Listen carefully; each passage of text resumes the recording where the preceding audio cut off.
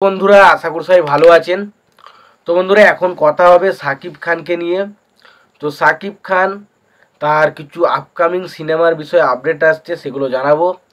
তো প্রত্যেকটা বন্ধুকে একটাই কথা বলবো, যে যদি আপনারা আমার চ্যানেলে নতুন হয়ে থাকেন, অবশ্যই আপনারা আমার চ্যানেলটা সাবস্ক্রাইব করে নেবেন। আর যদি আপনাদের ভিডিওটি ভালো লেগে থাকে, অবশ্যই আপনারা একটা লাইক কমেন্ট শেয়ার করতে ভুলবেন না।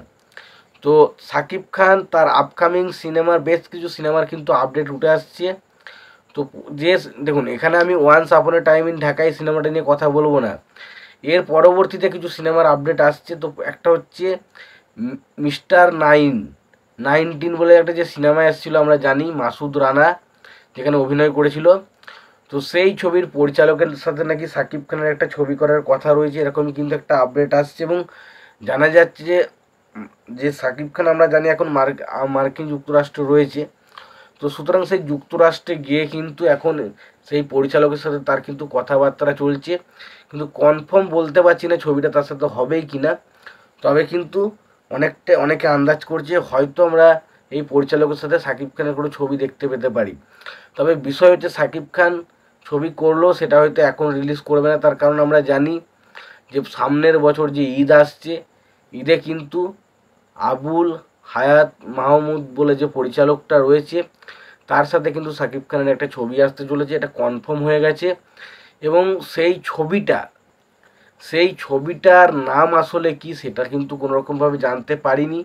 তবে ছবি যে আসতে চলেছে আবু হায়াত মাহমুদের সাথে, সেটা কিন্তু কনফার্ম। এবং সেটার জন্যে সাকিব খান অলরেডি 3 কোটি টাকা পারিশ্রমিকও নিয়ে নিয়েছে। তো আশা করা যায় হয়তো সেই ছবিটা আগে আসবে।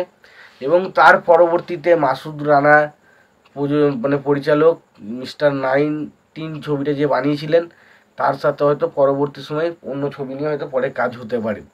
তো সত্যি কথা বলতে আমি প্রচণ্ড বেশি এক্সাইটেড।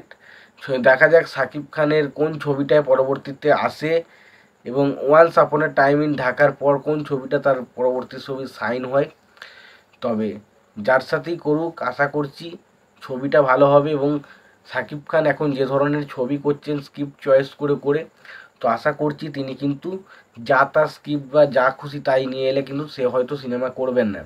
সিনেমার মধ্যে কিন্তু দম থাকতে হবে। তো আশা রাখছি সাকিব খানের পরবর্তী যে সিনেমাগুলো হবে সেগুলো খুবই ভালো হবে। তোমাদের এই বিষয় নিয়ে কি মতামত তোমরা অবশ্যই জানিও। তোমাদের যদি আমার এই ভিডিওটি ভালো লেগে থাকে, অবশ্যই তোমরা একটা লাইক কমেন্ট শেয়ার করে দিও।